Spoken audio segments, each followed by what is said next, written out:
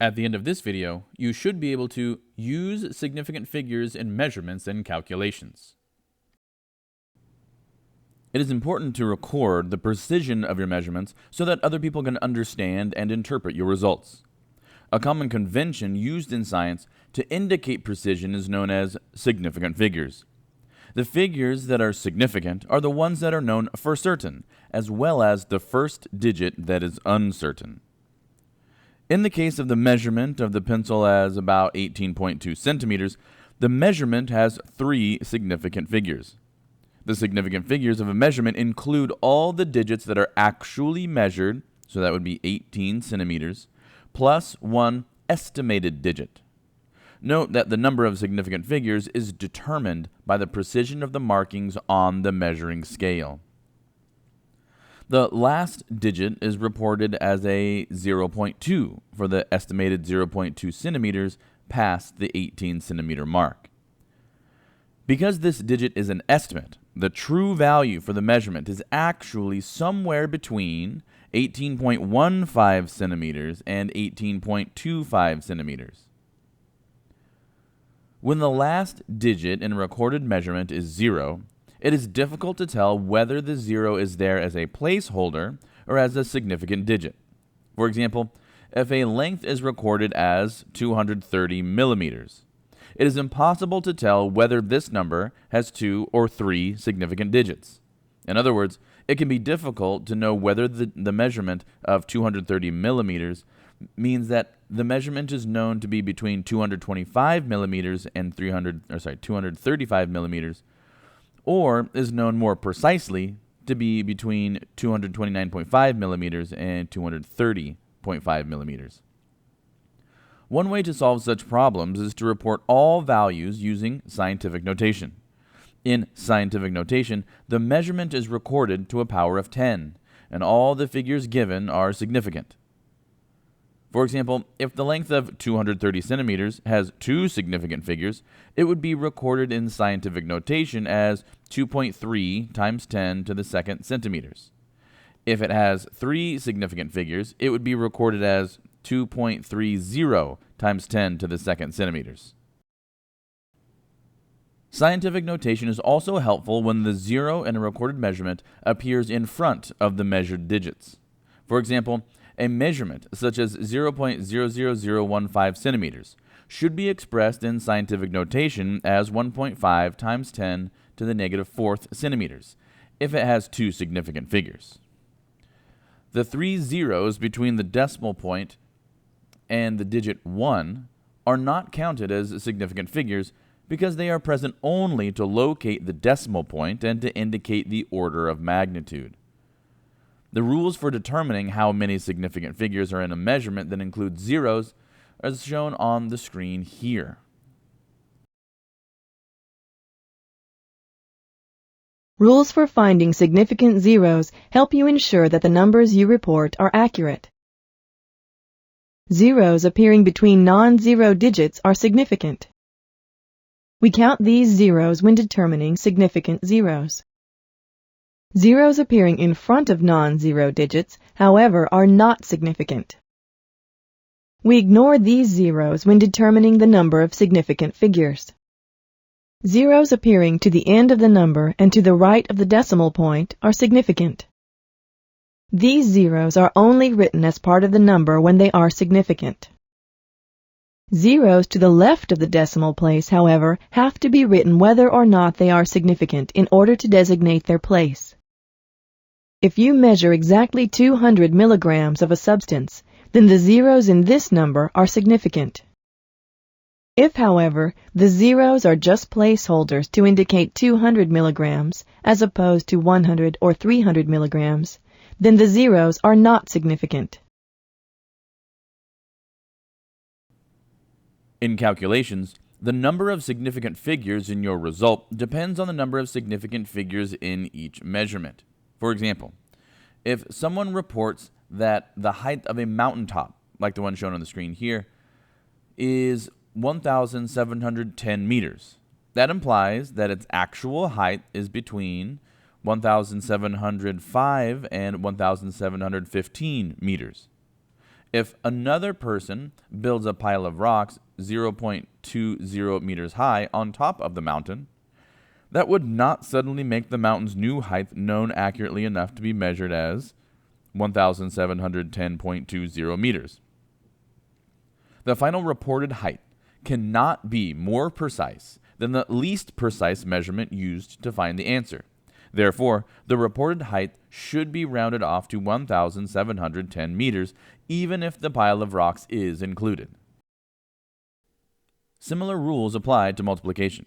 Suppose that you calculate the area of a room by multiplying the width and length. If the room's dimensions are 4.6 meters by 6.7 meters, the product of these values would be 30.82 meters squared. However, this answer contains 4 significant figures, which implies that it is more precise than the measurements of the length and width.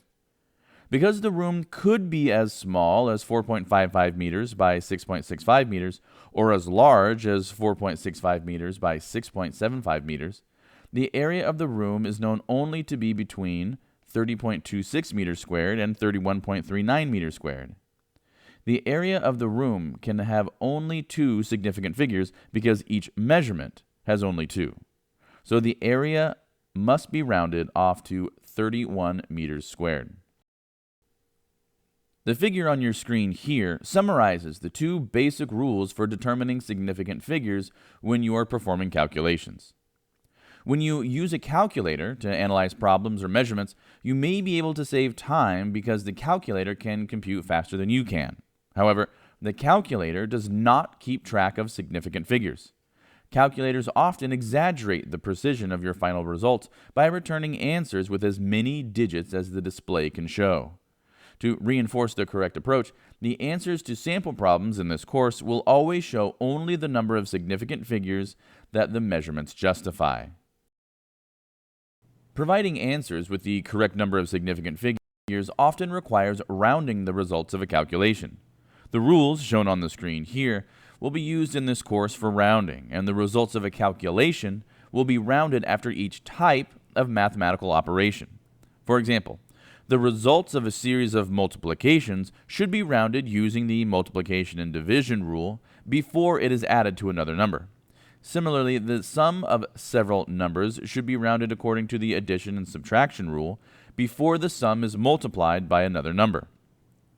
Multiple roundings can increase the error in the calculation, but with this method there is no ambiguity about which rule to apply. Rounding rules help you ensure that the significant figures you report in a measurement or calculation are accurate. Once we find the digit following the last digit to be kept based on the rules for significant figures, we ask the following questions. Is this number greater than 5? If so, we round up. Is this number less than 5? If so, we round down. Is this number equal to 5? If so, we have more questions to ask. Is the next digit after the 5 greater than 0? If so, round up. If the next digit after the 5 is 0, then look at the digit before the 5 and determine if it is even or odd. If it is odd, round up. If it is even, round down. As you have learned, gathering results and carefully making measurements, including the use of appropriate equipment, units, and number rounding techniques, are extremely important for collecting quality data. However, analyzing those data, including identifying and quantifying errors, is a necessary step toward completing a successful investigation.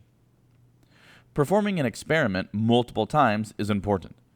Performing a sufficient number of trials allows you to be more confident that your results are correct, and it helps you distinguish between real results and those that resulted from errors. Suppose a class wants to measure the time it takes a toy car to travel a given distance. In this experiment, detailed on the screen here, the class is going to accomplish multiple trials by having 10 individuals make 10 measurements at the same time, rather than performing the same experiment multiple times. Mean, median, and mode describe the tendency of datasets to group around central values. Mean is calculated by adding the values in a dataset and dividing the number of data points. Median is the value of the middle data point when the numbers are arranged in ascending order. Mode is the number that appears most often in the data set. The figure on your screen here lists the mean, median, and mode of the data collected in the previous stopwatch experiment. If enough trials are performed for an experiment, graphing the data points and calculating the standard deviation can provide an indication of the quality of the data set, as well as helping to identify any errors. The figure on the screen here is a visual representation of how the data from the stopwatch experiment were distributed, including the mean value for the data set.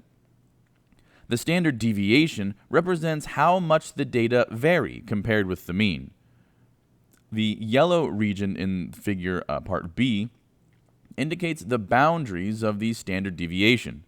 This dataset appears to be approximately normally distributed, which results in a roughly bell-shaped curve, with most of the data points falling within 1 or 2 standard deviations of the mean. Notice that one of the data points is far away from the mean and is not within the standard deviation zones. This data point is an outlier and likely indicates an error in measurement.